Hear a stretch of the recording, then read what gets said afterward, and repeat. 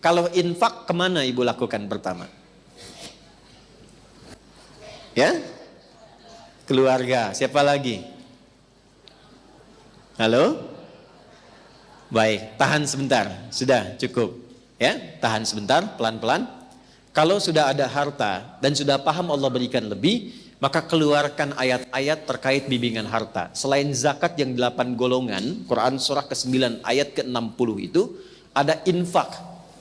Infak itu nanti ada 3. Nanti infak yang paling dasar, Quran surah kedua ayat 215. Sebelum keluar ini dulu.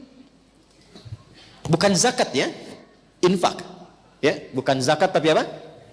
Quran surah kedua ayat 215. Yas'alunaka madza yunfiqun. Mereka bertanya padamu Muhammad SAW, apa yang harus diinfakkan dan kemana disalurkan?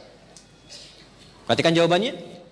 Qul ma anfaqtum min khair falil walidain.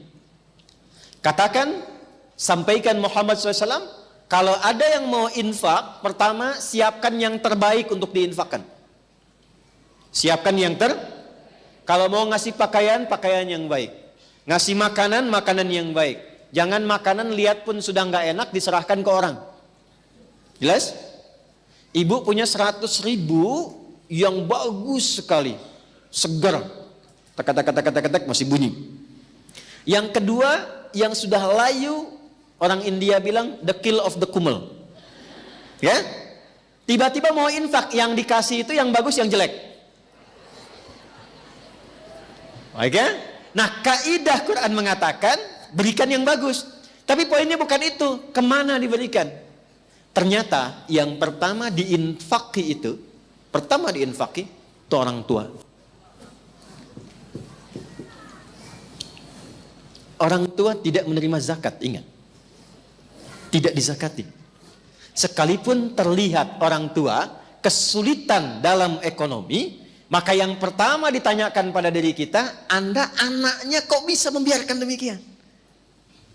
Jangan pernah menyimpulkan dizakati. Ustaz, ayah saya boleh nggak dizakati? Kan fakir juga. Marah. Kenapa Anda anaknya membiarkan ayahnya fakir? Kenapa Anda biarkan ibu kesulitan? Sementara Allah titipkan pada Anda harta yang berlimpah. Kalau di surat Al-Ahqaf ayat 15 itu sindirannya tajam. Kamu merasa kaya, merasa hebat, merasa sukses. Padahal 70% dari saham kesuksesan itu adalah tangisan ibumu yang saat kamu masih kecil memohon kepada Allah di malam hari. Jangan jadikan anak saya seperti saya ya Allah. Tinggikan derajatnya, banyakin ilmunya, nyamankan tidurnya. Padahal bapakmu yang peluh keringatnya itu yang saat mencangkul di sawah.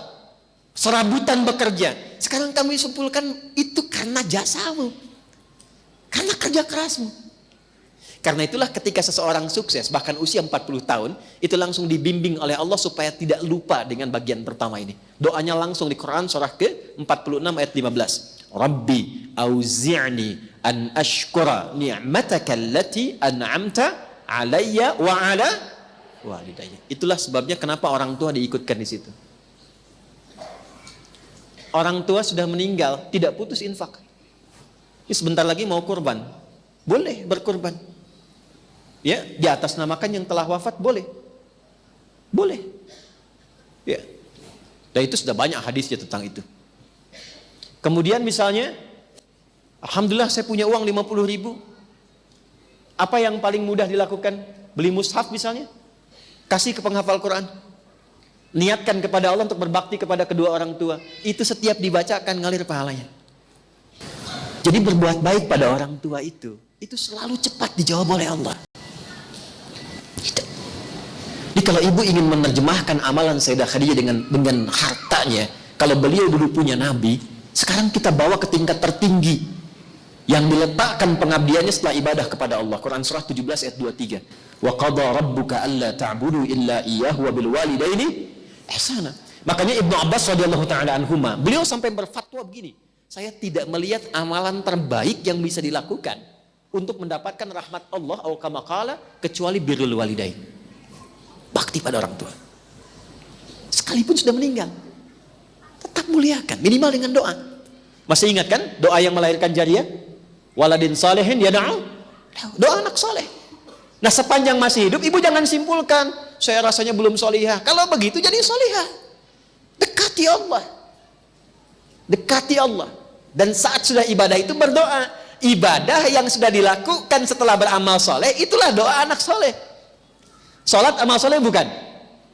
Ya setelah sholat berdoa. Di antara doanya untuk orang tua. Baca Quran amal soleh bukan? Berapa banyak orang setelah baca Quran yang berdoa? Saya perhatikan selesai tutup aja. Ambil manfaatnya. Selesai baca berdoa. Berdoa. Demikian saat berzakat, berinfak, berdoa di situ. Walidain, wal akrabin, kerabat dekat. Betapa bagus dan saya senang berinfak keluar sampai ke luar negeri, bagus.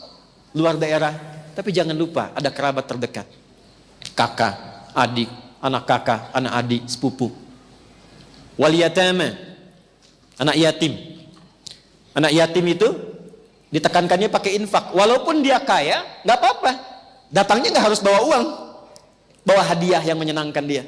Ketika dia senang, berdoa. Bukankah anak yatim itu dekat dengan perhatian Nabi? Ya kan?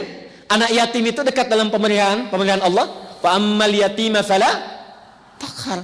Allah perhatikan dia. Jadi kita narik perhatian Allah melalui kebaikan pada anak yatim. Begitu ada harta, kunjungi. Kalaupun saudara meninggalkan yatim, ada anaknya dan dia kaya, nggak harus bawa uang. Mungkin 1 juta nggak ada apa-apanya buat dia. 1 miliar nggak ada harganya karena hartanya triliunan misalnya. Tapi 1 mobil-mobilan mungkin berkesan tuh anak itu. Ketika dia merasa bahagia dan senang, Allah pun memberikan taufiknya dan datang kemuliaannya kepada keluarga itu. Wal masakin, orang miskin. Yang kelima, wabnis sabil, yang kesulitan dalam perjalanan. Termasuk itu anak-anak yang sekolah. Kenapa nggak ibu bikin program beasiswa? Biaya SPP-nya. Ya, itu tinggi nilai di hadapan Allah Subhanahu wa taala.